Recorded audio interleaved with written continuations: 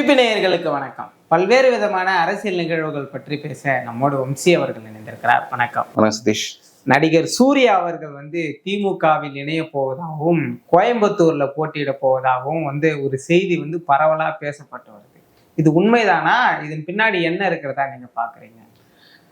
இது எந்த அடிப்படையில் வருதுன்னா, அந்த போன வாரம் நம்ம அந்த அகரம் ஃபங்க்ஷன் அதுல திமுக ஆதரவாளர்கள் அவங்க சமூக வலைதளங்கள் பேசுற நிறைய பேர் அங்க போய் சூர்யாவுக்கு பாராட்டி அந்த அகரம் விழா, அகரம்ன்றது சூர்யா ஃபேமிலி முன்னிட்டு நடத்துற இது ஃபவுண்டேஷன், அதுக்கு அந்த ஃபவுண்டேஷன் நடத்துற விழாவுக்கு இவங்க எல்லாம் அந்த ப்ரோ டிஎம்கே இருக்காக்கள் இன்க்ளூடிங் கமல்ஹாசன் அவங்க வந்ததால சூர்யா ப்ரோ டிஎம்கே ஆக்டர்ன்ற மாதிரி இருக்கு. அது மட்டும் இல்ல, கடந்த ஆட்சியில சூர்யா அதிமுக கடுமையான விமர்சனம் வச்சிருந்தார். இந்த ஆட்சியில அந்த அளவுக்கு பண்ண முடியல. இந்த ஜெய் பீம் போன்ற படங்களை நேரடியா பார்த்து பாராட்டியிருக்காரு. ஸோ அதனால சூர்யா திமுக சேர்ந்துருவாரு அப்படின்னு ஒரு செய்தி பரவிட்டு இருக்கு. பட் ஆனா இது வெளில இருந்து பேசுறதுக்கு சுவாரஸ்யமா இருக்கும். ஆனா உட்கட்சி அரசியல் தெரிஞ்சவங்களுக்கு சூர்யாவின் திமுக சேர்த்துக்கிறது வாய்ப்புகள் ரொம்ப குறைவுன்னு தான் சொல்லுவாங்க. காரணம் என்னன்னா, ஓகே இவங்க எந்த அடிப்படையில் சொல்றாங்கன்னா, விஜய்க்கு எதிராக யாரையும் ப்ரொஜெக்ட் பண்ணுவாங்க, ஒரு பெரிய ஸ்டாரை ப்ரொஜெக்ட் பண்ணுவாங்க அப்படின்ற ஒரு ஆங்கிள் சூர்யா கொண்டு வருவாங்க. இப்போ ஒருவேளை சூர்யாவை திமுக சேர்ந்தாங்கன்னா கண்டிப்பா சூர்யா வெற்றி எம்எல்ஏ அப்படி பாப்புலர் ஸ்டார் கண்டிப்பா ஜெயிச்சிருவாரு, கோயம்புத்தூர்காரரு, அதுல மாற்ற கருத்தே இல்லை. ஆனா ஒரு பாப்புலர் ஸ்டார் ஒருத்தர் திமுக எம்எல்ஏ இருந்தாருன்னா அவர் உதயநிதிக்கு சபார்டினேட்டா பார்க்க மாட்டாங்க. அவர் உதயநிதிக்கு ஒரு ஆல்டர்னேட்டிவ் ஃபேஸா திமுகலே அவர் ப்ரொஜெக்ட் செய்வார். இது எந்த தலைமையும் விரும்பாது. அவங்க திமுக அவங்க இந்த ஆட்சிக்கு வரதுக்கு முன்னாடி கிளியரா இருக்காங்க, ஸ்டாலினுக்கு அடுத்த தலைமை உதயநிதி தான் என்று உதயநிதி தான் ப்ரொஜெக்ட் பண்றோம், அவரை தான் துணை முதலமைச்சர் ஆகியிருக்காங்க. அதுல கிளியரா இருக்காங்க. அதுல எந்த ஒரு ஒளிவு முறையும் இல்லை. விருப்பப்பட்டவங்க ஓட்டு போடுங்க, விருப்பப்படாதவங்க நீங்க வேற கட்சியில ஓட்டு போடலாம். அதுல கிளியரா இருக்காங்க. அப்படி இருக்கும்போது உதயநிதிக்கு ஒரு போட்டியாளரா ஒருத்தர் உள்ள வளர விடுறது எந்த கட்சியும் செய்யாது. அது திமுக கண்டிப்பா அந்த ஒரு ஸ்ட்ராட்டஜி பண்ண மாட்டாங்க. அவங்க கொங்குல வெற்றி பெறுவதற்கு பல ஸ்ட்ராட்டஜிகள் இருக்கு, அந்த மாதிரி ஸ்ட்ராட்டஜி நிறைய செய்வாங்க. இதே இப்போ கமலஹாசனை பண்றாங்கன்னா, கமலஹாசனை அவர் தனி கட்சி, அவர் உதயசூரியன்ல எங்கேயுமே கண்டெஸ்ட் பண்ணல. அவர் ராஜ்யசபா கூட அது ஒரு பார்ட்டிஷன், எம்என்எம் ராஜ்யசபா தான் போறாரு. நாளைக்கு அவர் கட்சியிலே சேர்ந்த நபர்கள் திமுக கூட்டணி போட்டும்போது உதயசூரியன் போட்டிடலாம். ஆனா அவர் உதயசூரியன்ல போட்டியில, திமுகவும் அவர் அந்த மாதிரி போட்டியிட கேட்டுக்கல. ஏன்னா அந்த ஒரு ஐடென்டிட்டிக்குள்ள அவர் யாரும் வைக்க மாட்டாங்க. சோ சூர்யா திமுகவுக்கு சேர்ந்தா வேற விதமா ஆதரவு தெரிவிக்கலாமே தவிர அவரை கட்சியில சேர்ந்தெல்லாம் ஒரு ஆளா வளர்த்துறதுலாம் யாரும் பண்ண மாட்டாங்க. குறிப்பா கமல் அவர்கள் கோவையில கடந்த சட்டமன்ற தேர்தலில் நின்னதை பார்த்தோம். கணிசமான வாக்குகள்ல தான் வெற்றி வாய்ப்பு இழந்தாரு. அப்படி இருக்கும்போது மக்கள் நீதி மையம் சார்ந்து ஒருவேளை சூர்யா நின்னா அது ஒரு வாய்ப்பா தானே இருக்கும். அது கமலஹாசன் எடுக்க வேண்டிய முடிவு. எப்படி அவர் அந்த கட்சியை ஃபியூச்சர் இதை எடுத்துட்டு போறாரா இல்லை எப்படின்னா, அவர் கமலஹாசன் செய்யனா மக்கள் நீதி மையம்ல அருணாச்சலம் போன்ற தலைவர்கள்லாம் அந்த கமலஹாசனை வைத்து தாங்கள் பெரிய ஆட்களா வரணும்னு நினைக்க ஆட்களா இருக்குங்க. ஸோ அவர் கமலஹாசன் எடுக்க வேண்டிய முடிவு அது தெரியல. அவர் எந்த மாதிரி ஆங்கிள் அப்படி வராருன்றது தெரியல. அது மக்கள் நீதி மையத்தில் சேர்ந்து சூர்யா வரணும்னா திமுக அப்ஜெக்ஷன் இருக்காது. ரஜினி அவர்கள் அரசியலுக்கு அதிரடியா வராரு அப்படின்னு சொன்ன அந்த காலகட்டத்துலதான் கமல் அதிரடியா அவருமே அவருக்கு ஆப்போசிட்டா வந்த மாதிரி இருக்கு. அப்படி இருக்கும்போது சூர்யா அவர்களுடைய வருகை விஜயை அரசியல பாதிக்கிறதுக்கான வாய்ப்புகள் இருக்குமா? நிச்சயமா விஜய்க்கு ஒரு பாதிப்பு ஏற்படுத்தும். ஏன்னா இன்னைக்கு ஜெயலலிதாவுக்கு பெரிய பக்கபலமா இருந்தது ஃபர்ஸ்ட் டைம் ஓட்டர்ஸ், யங்ஸ்டர்ஸ் மத்தியில, குறிப்பா இளம் பெண்கள் எல்லாம் ஜெயலலிதா பெரிய ஒரு அட்மிரேஷன் பார்த்தாங்க. அந்த ஓட்டர்ஸ் ஜெயலலிதா மறைவுக்கு அப்புறம் அதிமுக பக்கம் போல. காரணம், எடப்பாடியிடம் அந்த கரிஸ்மா இல்லை. அவர் ஒரு சிறந்த நிர்வாகி, அந்த கட்சிக்கு பலமான கட்டமைப்பு இருக்கு, அதெல்லாம் ஒரு புறம் இருந்தாலும் அவரோட இண்டிவிஜுவல் கரிஸ்மா ஜெயலலிதா கிடைக்க மாதிரி இல்லை. ஏன் ஸ்டாலின்களும் அந்த கரிஸ்மா இல்லை. ஆனால் திமுகவுக்கு ஒரு ஐடியாலஜி இருக்கு, அந்த ஆன்டி பிஜேபி ஸ்டாண்ட் இருக்கு, அதுல இருக்கிற யங்ஸ்டர்ஸ் இருக்கிறாங்க. அதிமுகவை எந்த ஒரு அங்கே அந்த மாதிரி ஐடியாலஜி கமிட்மெண்ட் இல்லை. பிஜேபியோட கூட தெளிவல்ல ஸ்டாண்ட் இருந்தால அந்த யங்ஸ்டர்ஸ் வெளில போறாங்க.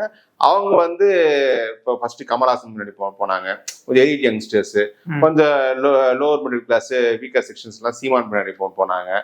இப்போ வந்து அந்த எலிட் செக்ஷன்ஸ்ல வந்து கண்டிப்பா நடுவில் இந்த அண்ணாமலை அவர் முன்னாடி கூட கொஞ்சம் போனாங்க. என்டிஏ ஃபார்ம் 24 தனிச்சு போட்டிடும் போது, இப்ப அந்த என்டிஏ அதிமுக கூட்டணி நிற்கும்போது, எடப்பாடியை ப்ரொஜெக்ட் பண்ணி நிற்கும்போது, இந்த ஆட்களுக்கு வந்து இவங்களுக்கு வந்து சீமான ஏத்துக்கல ஒரு சில ரிசர்வேஷன் இருக்கும் அவரோட பேச்சுக்கள். அப்படி இருக்கும்போது ஒரு பெரிய ஸ்டார் வரும்போது விஜய் பின்னாடி ஆட்டோமேட்டிக்கா போவாங்க.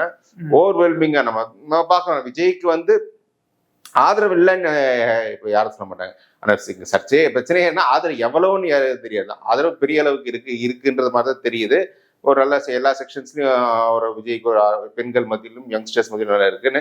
இந்த ஓட்டு சூர்யா வந்தா இதுல வந்து திமுக அந்த ஐடியாலஜில கொஞ்சம் சாஃப்டா இருக்கிறவங்க மேபி கொஞ்சம் போகலாம். அப்கோர்ஸ் விஜய் தனிச்சு நிக்கிற விஜய்க்கும் திமுக கூட்டணியில் இருக்க சூர்யாவுக்கும் வித்தியாசம் இருக்கு. விஜய் தான் சிஎம்ஆ ப்ராஜெக்ட் நினைக்க போறாரு. அவருக்கும் திமுக கூட்டணி ஸ்டாலின் சிஎம்ஆ ப்ராஜெக்ட் போடுற சூர்யாவுக்கும் ஒரு வித்தியாசம் இருக்கு. ஸோ பெரிய அளவுக்கு விஜய் அளவுக்கு சூர்யாவை பிரிக்க முடியாது. ஆனால் அவர் சார்ந்த கொங்கு பகுதியை சேர்ந்த இளைஞர்கள், அந்த ஒரு அவர் சமூகத்தை சேர்ந்த சிலவர்கள்லாம் அவங்க அட்ராக்ட் பண்ணலாம். கணிசமா அந்த நடிப்பு சார்ந்து ரசிக தன்மை யங்ஸ்டர்ஸ் லேடிஸ். ஆனா விஜய் அவர்கள் வந்து முழுவதுமா சினிமாவை விட்டுட்டு முழு நேர அரசியல்வாதியா இறங்கி இருக்கிறாரு. அப்படி இருக்கும்போது அவருடைய அரசியல் பயணம் வந்து தொடர்ந்து இருக்க போதா நம்மளால பார்க்க முடியுது. ஒருவேளை அவர் வரல, இருந்தாலும் வரும் பட்சத்துல அவருடைய திரைப்பயணத்துக்கே இது வந்து ஒரு முற்றுப்புள்ளியா. அப்படியெல்லாம் இல்லைங்க. இப்ப எம்ஜிஆர் வந்து 62 எம்எல்ஏ சீட்டர், 67 71 திமுக எம்எல்ஏ இருக்கு. அவர் எம்எல்ஏ நடிக்கலையா என்ன? பட் அவர் நடிகரா இருக்கிற காரணம் காட்டி அவர் மந்திரி பதவி கொடுக்கல. மற்றபடி அவர் நடிச்சிருந்தாங்க. அப்ப சூர்யாவுக்கும் மந்திரி பதவி எல்லாம் கிடைக்காது. ஆனா அவர் எம்எல்ஏ இருக்கும்போது தாராளமா நடிக்கணும். ஏன் கருணாஸ் எம்எல்ஏ இருக்கும்போது நடிச்சாரு, அதெல்லாம் இருக்குல்ல. நம்ம கோயம்புத்தூர்ல சூர்யா இதை பத்தி பேசணும். அதை தொடர்ந்து அங்க அறியப்பட்ட முகமா பாஜகவின் முன்னாள் மாநில தலைவர் அண்ணாமலை அவர்கள் அவர் வந்து தனி கட்சி தொடங்க போறதா வந்து உறுதியான மாதிரி ஒரு சில செய்திகள் வருது. இது எப்படி பாக்குறீங்க? இது வந்து அண்ணாமலையின் துணிச்சலை பொறுத்துதான் இருக்கு. அவருக்கு வந்து நான் ஏற்கனவே நம்ம வீடியோ டிஸ்கஸ் பண்ணிருக்கேன். பாஜகவில் எதிர்காலம் என்பது இனி கஷ்டம்தான்.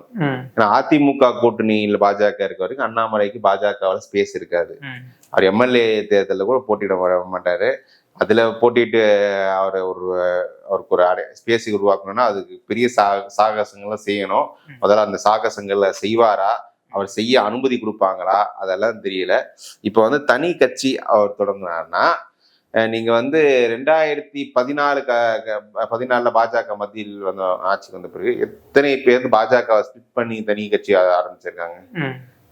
யாரும் பெருசா பண்ணாது. நம்ம இந்திய அளவுல யாரும் பண்ணல. ஏன்னா அவங்களுக்கு தெரியும் அதுல இருக்க சிக்கல் என்ன. தனி கட்சி தொடங்கினா அவங்க டெல்லியில இருக்க அதிகாரம் பார்த்து சும்மா இருக்காது. நீங்க வந்து பிஜேபியில சேர்ந்து உங்களுக்கு ஒரு ஃபாலோயிங் உருவாக்கிட்டு அந்த ஃபாலோயிங்க வந்து ஹைஜாக் பண்ணிட்டு வெளில ட்ரை பண்ணீங்கன்னா அது அங்க டெல்லியில இருப்பவர்கள் வந்து அதை தடுக்கதான் பார்ப்பாங்க. ஏன்னா அவங்க என்ன நினைக்கிறாங்க, இப்ப அண்ணாமலை நிக்கிறதுக்கு என்னன்னா அந்த ஓட்டு உங்களுக்கான ஓட்டு கிடையாது, எங்க மோடி தலைமைக்கான வந்த ஓட்டுன்ற மாதிரி அவங்க அரங்கண்டா அங்க இருக்காங்க. நீங்களும் ஒண்ணு ஜெயிக்கல, மோடி தலைமைக்கு வந்த ஓட்டுன்ற நினைக்கிறாங்க.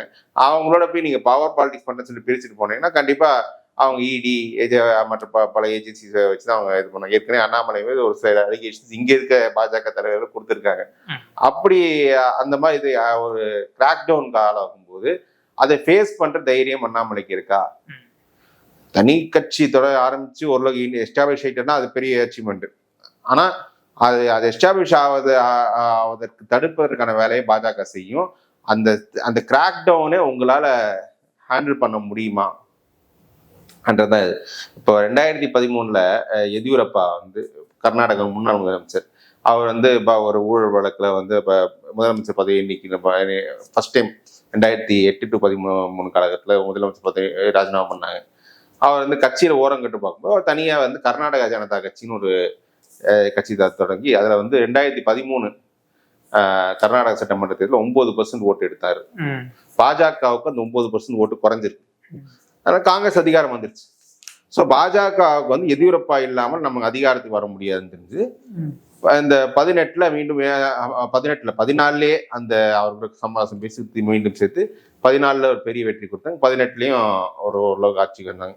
இப்போ வந்து அண்ணாமலையும் அந்த மாதிரி ஒரு சாகசம் பண்ணி இப்போ தனியாக கட்சி வந்து ஒரு குறிப்பிட்ட ஓட்டு பாஜக ஓட்டு குறைச்சி குறிப்பிட்ட ஓட்டு வெளில கொண்டு வந்து அந்த ஓட்டு இருந்தால் தான் மறுபடியும் நம்ம இதை அச்சீவ் பண்ண முடியுன்ற ஒரு கம்பல்ஷன் பாஜக வரும்போது அண்ணாமலைக்கு இப்படி தமிழ்நாட்டின் பாஜக இப்போ கர்நாடகா பாஜக எப்படி எதியூரப்பா தான் அன்றைக்கு இருந்ததோ இப்போ அந்த ஒரு ப்ரொஜெக்ஷன் வந்து கண்டிப்பா பிஜேபி அண்ணாமலை கொடுப்பாங்க. ஆனா நம்ம என்ன அண்ணாமலை பண்ணோம்னா 2012 எதியூரப்பா இந்த சாகசத்தை செய்யும்போது பாஜக டெல்லியில அதிகாரத்தில் இல்லை. அவங்க அதிகாரம் இல்லாததால அவரால் கட்சி உடைக்க முடிஞ்சது.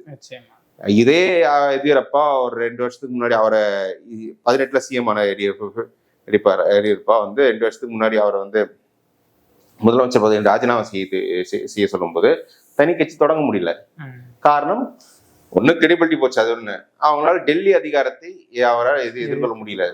அதுதான் இங்க சிக்கல். அதை எதிர்கொண்டு செய்தால் அண்ணாமலைக்கு பெரிய ஒரு வாய்ப்பு இருக்கும். அடுத்த கட்டமா அண்ணாமலையோடைய நகர்வுகள் என்னவா இருக்கும்? அது அவருக்கே தெரியுமா? நீங்க சுத்திட்டு இருக்காரு.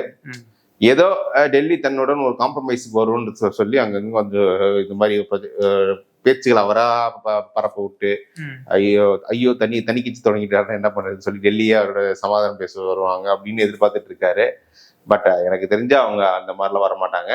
இவர் தனி கட்சி ஒரு போல்டா தொடங்கினார்னா அதுக்கு எதிர்வினை ஆக்குவாங்க. ஆனா இதே சமயம் வந்து ஒரு சிலர் வந்து அண்ணாமலையை திமுக தான் இயக்குது, தனி கட்சி திமுக தொடங்க வைக்குது அப்படின்ற மாதிரி.